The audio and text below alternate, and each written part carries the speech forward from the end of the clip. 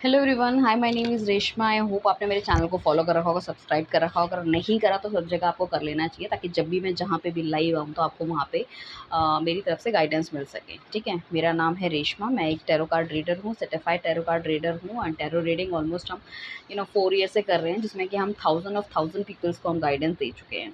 ठीक है, so basically आज हम बात करने वाले हैं कि आपको इस रिलेशनशिप में वेट करना चाहिए, मूव ऑन करना चाहिए। ये जो रीडिंग्स रहने वाली है, ठीक है, ये कलेक्टिव रीडिंग रहने वाली है, तो उस बेसिस पे आप कोई एक्शन ना लीजिएगा।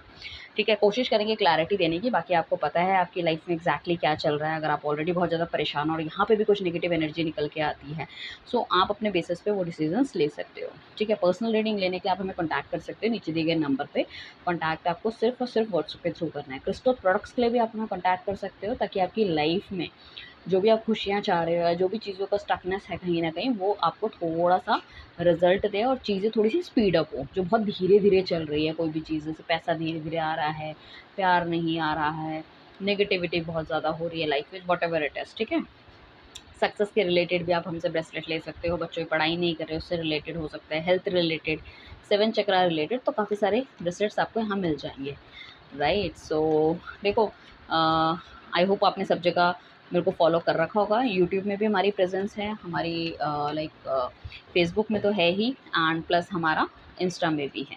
ठीक है, तो तीनों जगह जाके आप फॉलो एंड सब्सक्राइब कर लीजिए, ताकि हम जहाँ पे भी लाइव आएँ डेफिनेटली वहाँ पे आपको मिल सके। ठीक है, आइए चलते हैं रीडिंग की तरफ। वेट करना चाहिए, मूव ऑन। 2 कार्ड्स निकालेंगे और आपको एक पिक अ कार्ड रीडिंग करनी पड़ेगी। पिक अ कार्ड रीडिंग अगर आपने पहले नहीं देखी है तो मैं बता देती हूँ।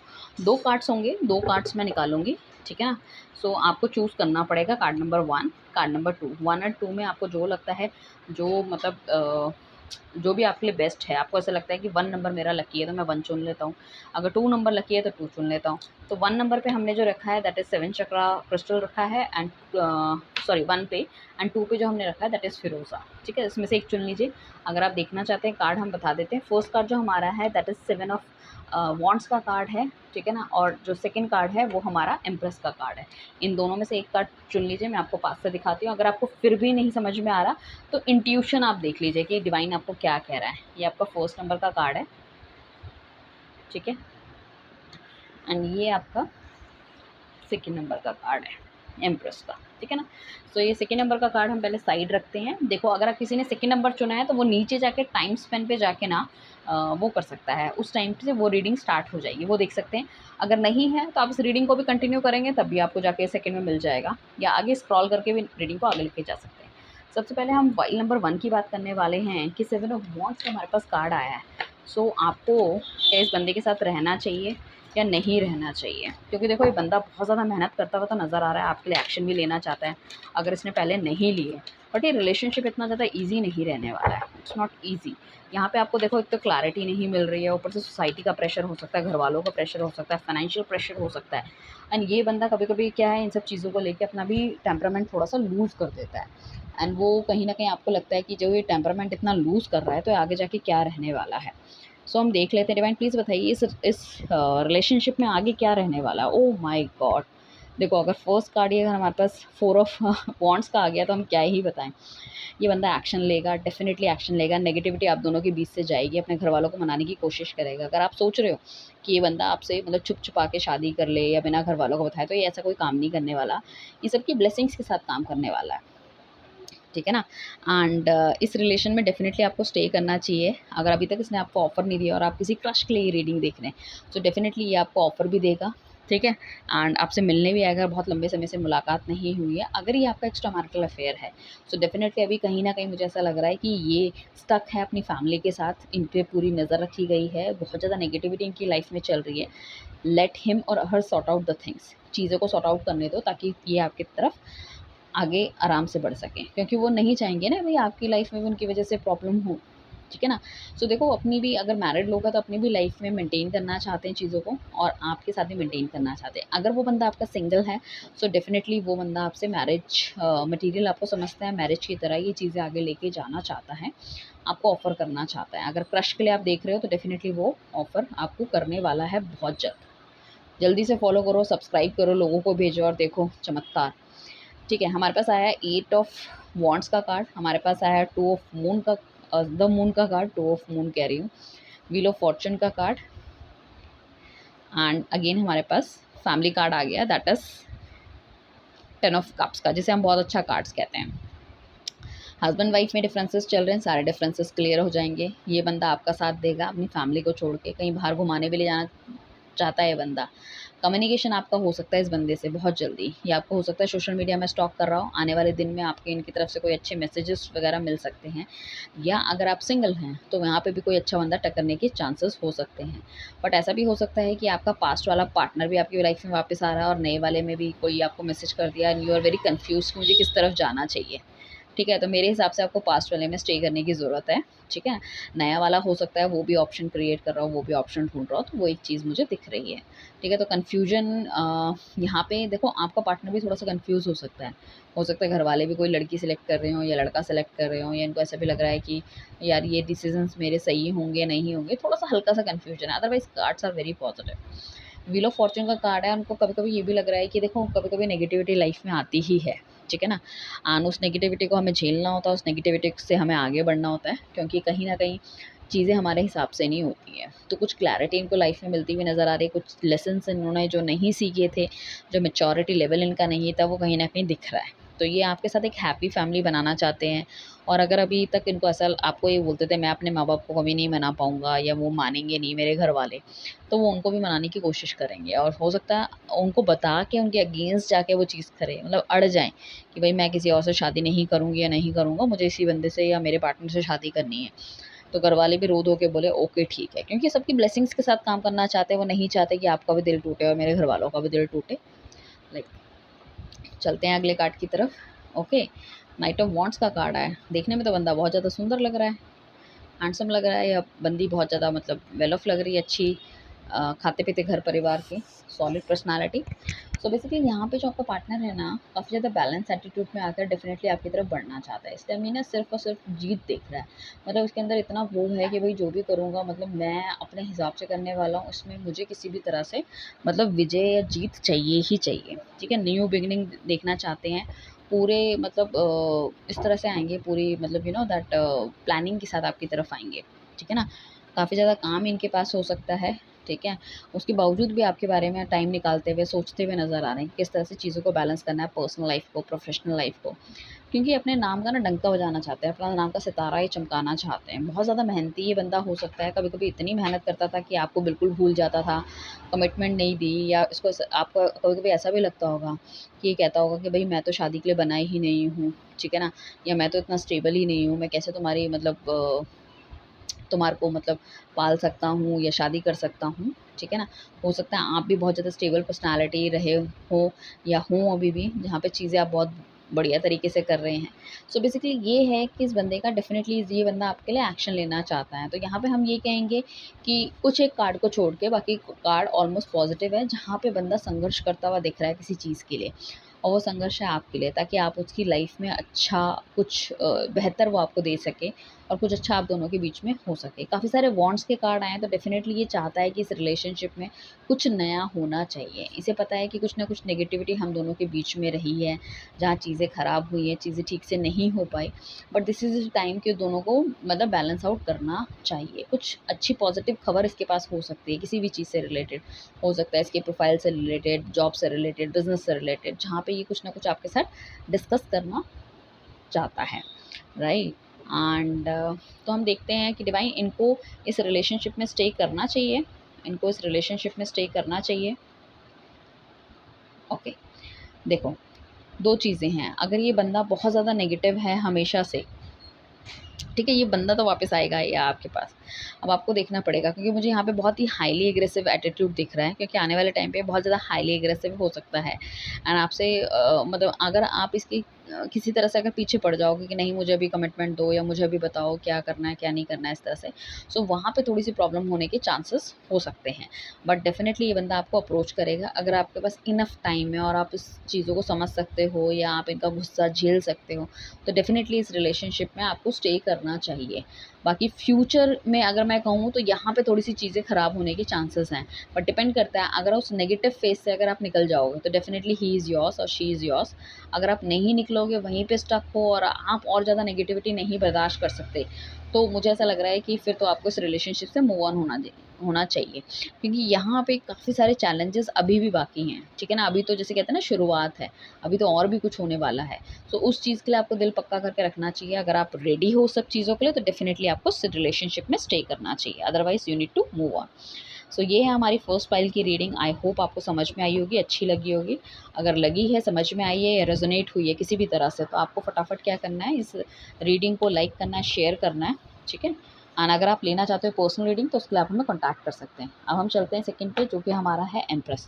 एम्प्रेस जो है हमारी एक अपने आप में एक बहुत पॉजिटिव कार्ड है, एक शादी का कार्ड है, एक ममता भरा कार्ड है, एक ऐसा कार्ड है जिसमें कि आपकी विश फुलफिलमेंट, आपकी यस हमें बताता है, ठीक है ना।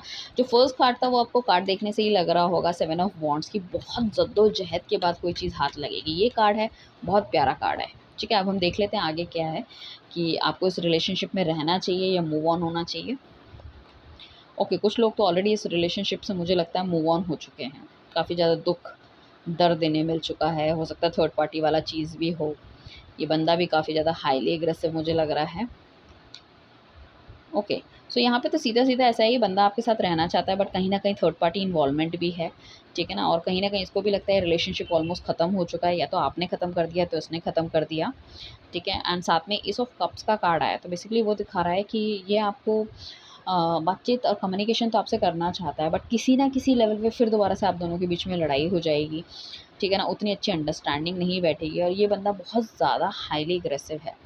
सो अगर आप इसका एग्रेशन कर सकते हो, साथ में ये है कि अगर आपने ये बोला है कि भाई ये रिलेशनशिप तो मैं ओके हूँ, अगर इनकी लाइफ में कोई और ना आए, तो मुझे ऐसा लग रहा है कोई और तो अभी भी इनकी लाइफ में है फ़िलहाल, और ये किसी दो रिलेशनशिप में अभी भी जूझ रहे हैं कि इन्हें क्या करना चाहिए। He is also not satisfy, she is also not satisfy like that कि भाई रिलेशनशिप इनके लिए बना है नहीं बना। शायद ये थोड़ा सा और टाइम लेना चाहते हैं चीज़ों में, एंड लाइफ में इनकी चीज़ें ठीक नहीं चल रही, तो he is very very highly aggressive, ठीक है ना, बहुत ज़्यादा। अगर आप एक कॉन्टैक्ट में हो कुछ इस तरह से, तो काफ़ी ज़्यादा लड़ाई झगड़ा होने के चांसेस आपके हो सकते हैं, या ये बहुत ज़्यादा एग्रेसिव हो रहे हैं चीज़ों को लेके। सो बिल्कुल भी ये बंदा अभी फ़िलहाल तो नहीं सोच विचार करता हुआ नज़र आ रहा है कि आपके साथ रिलेशनशिप में जाना है, शादी में जाना है, या क्या सोचना है, ठीक है। बट हाँ, ये आपसे कम्युनिकेशन करना चाहता है, कम्युनिकेशन करना चाहता है ये, ठीक है ना, एज़ ए फ्रेंड या कुछ भी, ठीक है। हो सकता है आपका पास्ट रिलेशनशिप ख़राब रहा हो, या इसका पास्ट बहुत ख़राब रहा हो, बट एक नई शुरुआत करना चाह रहा है आपके साथ, तो वो वाले चांसेस भी हो सकते हैं कुछ लोगों के, कि अपने पास्ट रिलेशनशिप से मूव ऑन होके वो फ्रेश में आना चाहते हैं। बट यहाँ पे भी मैं आई कैन नॉट सी कि भई यहाँ पे कोई शादी-वादी से रिलेटेड कोई चीज़ें दिख रही हैं। बट इस रिलेशनशिप में स्टेबिलिटी है, ये रिलेशनशिप ग्रो कर सकता है, इसमें पोटेंशियल है। बट अभी जो सर्कमस्टांसेस करंट चल रहे हैं, वो that is very, very negative, बहुत नेगेटिव सर्कमस्टांसेस आपकी लाइफ में चल रहे हैं। सो हम और देख लेते हैं। सो क्या इस रिलेशनशिप में स्टे करना चाहिए डिवाइन? क्या इस रिलेशनशिप में स्टे करना चाहिए? देखो, इस रिलेशनशिप में आपको स्टे तो करना चाहिए, बट कहीं न कहीं बहुत ज़्यादा नेगेटिविटी है इस रिलेशनशिप में। हो सकता है थर्ड पार्टी से रिलेटेड चीज़ें इतनी ज़्यादा आपकी लाइफ़ में हो गई हैं, या मल्टीपल टाइम्स हुई हैं, जिस वजह से आपका विश्वास पूरी तरह इस बंदे से एक टूट गया है, ठीक है। चीज़ें आप इनका हाईली एग्रेसिव नेचर अब नहीं आप टॉलरेट करना चाहते, ठीक है। दूसरी तरफ इस बंदे या बंदी की तरफ से आपको कोई एक्शन नहीं मिलता है, ठीक है। सिर्फ़ बातें होती है, फ़ोन, वो भी जब इनका टाइम लगे, या जब इनको मतलब ऐसा लगे कि हाँ भाई he is comfortable to talk और she is comfortable to talk like that, ठीक है ना। सो वही चीज़ें हैं, बट ये बंदा ना अपने हिसाब से काम करने वाला है, आपके हिसाब से काम करने वाला नहीं है, और आपको चाहिए कि जल्दी ही कोई रिलेशनशिप स्टार्ट हो, शादी हो या कमिटमेंट हो, तो उस तरह की चीज़ें तो फ़िलहाल मुझे देखने को नहीं मिल रही है, ठीक है। हालाँकि ये बंदा आपको स्टॉक करता हुआ नज़र आ रहा है, बट इसकी तरफ से कोई एक्शन देखने को नहीं मिलेगा। सो डिवाइन प्लीज़ हमें बताइए कि क्या ये बंदा सही में इनसे प्यार भी करता है, मेरे व्यूअर से, या नहीं करता? क्या ये प्यार करता है?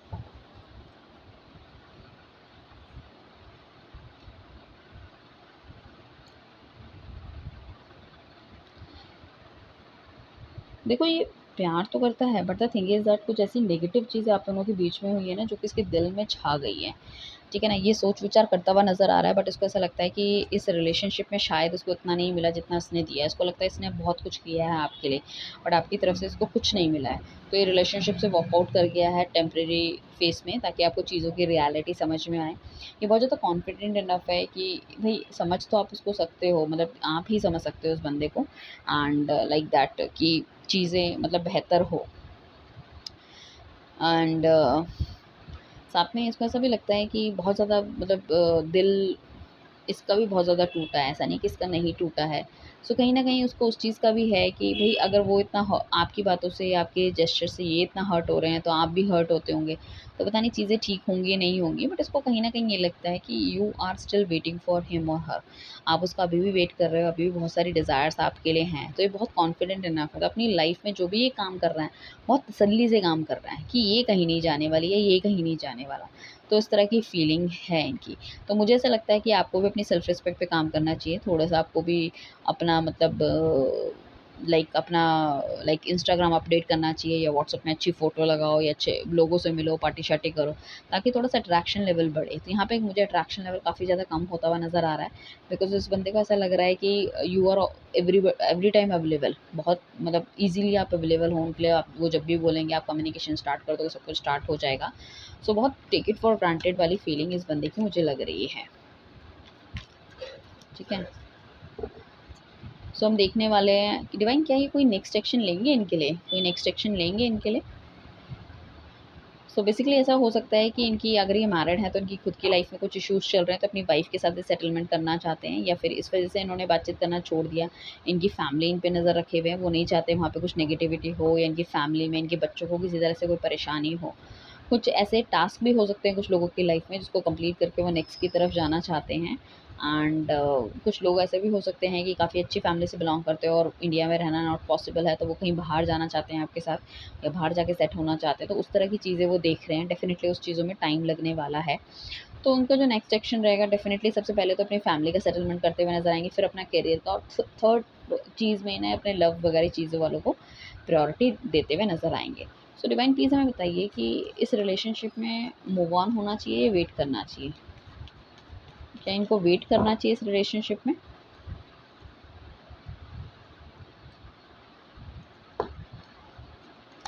ओके, या इनको मूव ऑन हो जाना चाहिए?